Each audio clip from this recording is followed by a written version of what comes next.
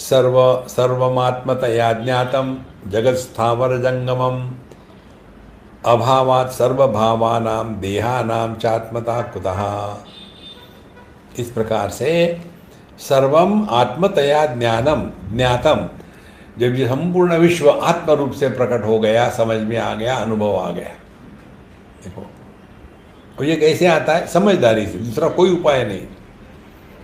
जैसे जागृत में आने के पश्चात स्वप्न को जब हम उसका विश्लेषण करेंगे तो क्या पता चलता है कि स्वप्न की सृष्टि, स्वप्न के मित्र, स्वप्न के शत्रु, स्वप्न के पहाड़, स्वप्न की नदियाँ, स्वप्न के एक्सीडेंट, स्वप्न की अच्छाई, स्वप्न की बुराई, स्वप्न के अच्छे अनुभव, स्वप्न के अच्छे अनुभव करने वाला स्वप्न पुरुष, इन सब को प्रकाशित मैं कर रहा हूँ।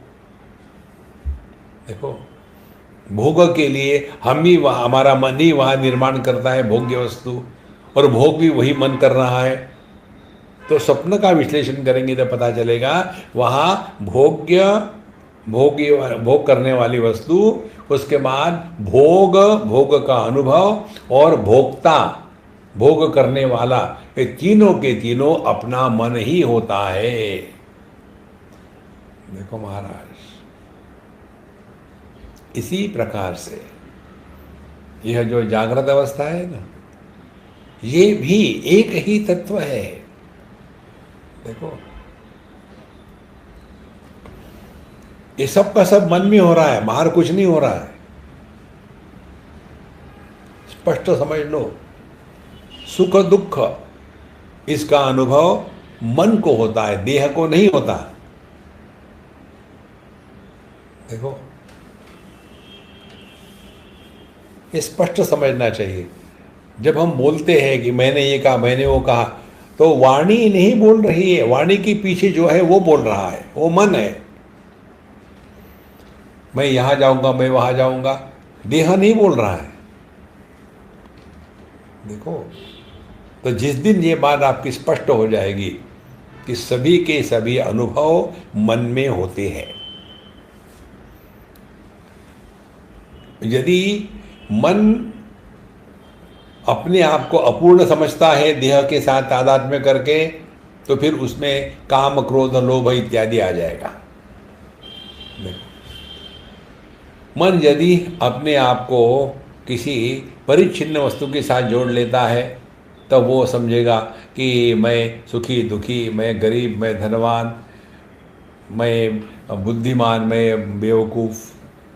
ये कौन कह रहा? देह नहीं कहता, मन कहता है। देखो, जितने सुख दुख होते वो मन में होते हैं। एक बहुत बड़ा सिद्धांत है, जो वस्तु मन में प्रवेश नहीं करती उसकी सत्ता हमारे लिए नहीं होती।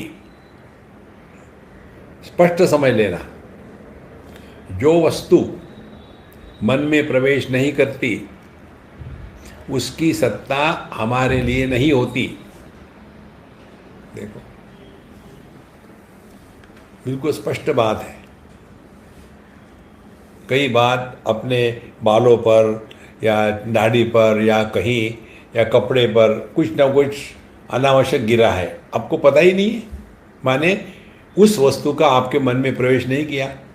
दूसरा व्यक्ति जब देख रहा, उसके मन में किया है उस वस्तु ने प्रवेश, तो वो कहेगा कि साहब जी आपके दाढ़ी पर कुछ कचरा लगा हुआ है।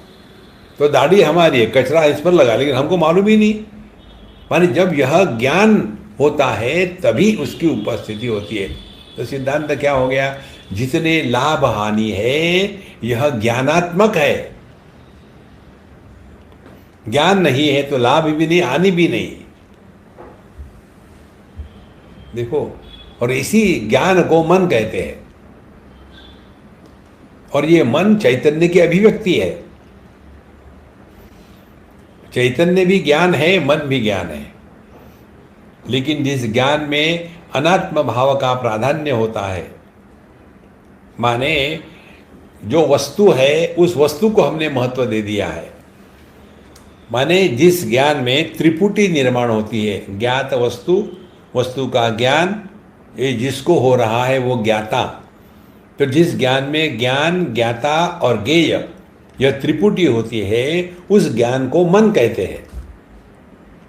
और जिस ज्ञान में यह त्रिपुटी नहीं होती, अनात्मा भाव खत्म हो गया, तो उस ज्ञान को कहते हैं चैतन्य।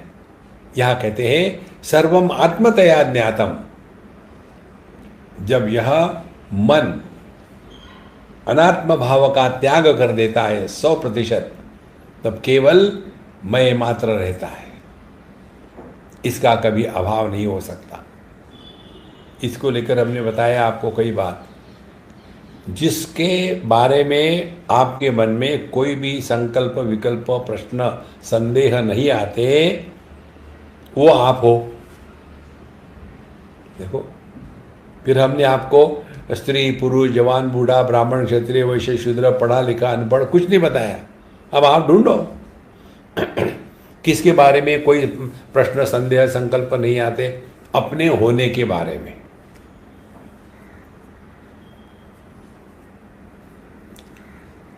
और अपने होने के लिए मन की आवश्यकता नहीं है क्योंकि मन ही तो अन्य की कल्पना करता है। जब ये मन ही चैतन्य में घुल गया तो कौन किसको जानेगा? दृष्टा, दृश्य, ज्ञाता, ज्ञेय, अनुभवकर्ता और अनुभव वस्तु, इसका कोई अर्थ नहीं है। इसीलिए सर्वम आत्मतया ज्ञातम। तो जब हमारा यह ज्ञान हो जाता है कि संपूर्ण विश्व केवल मेरा ही विस्तार है, तो क्या होगा? जब मुझे मालूम है शरीर का हर एक अंग मेरा ही विस्तार है। पैर नहीं कहता कि मैं पैर हूँ, हाथ नहीं कहता कि मैं हाथ हूँ, मैं कहता हूँ। मैं कौन है? ये मन है। और ये मन क्या कहता है? क्योंकि इस मन ने इस देह के आकार को धारण कर लिया है और इसके कारण यह मन देह के संदर्भ से ही विचार करेगा। सुषुप्ति में ये मन देह के आकार का त्याग देता है, इसीलिए मन में सुषुप्ति में विचार आ ही नहीं सकते। विचार तभी आएंगे जब आपको कोई संदर्भ होगा, तब। Without reference thoughts cannot come.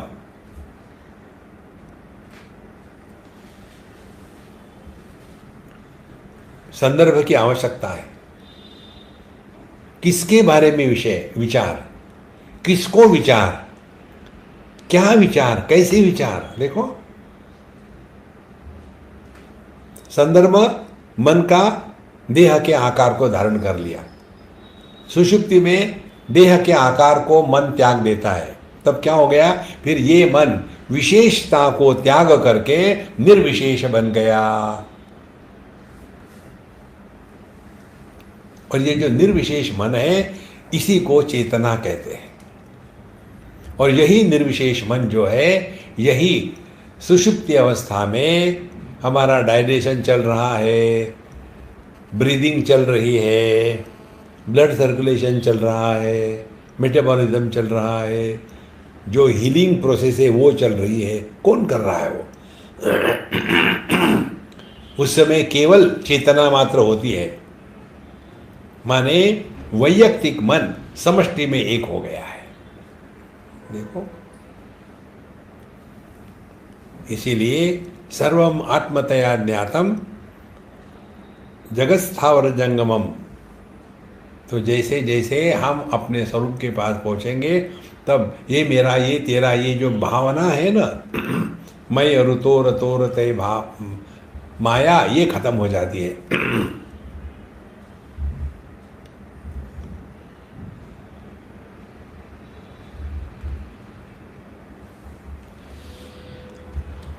सर्वम आत्मतया ज्ञातम जगत स्थावर जंगमम। फिर कोई अपना पराया जड़ चेतन कोई फर्क नहीं पड़ता।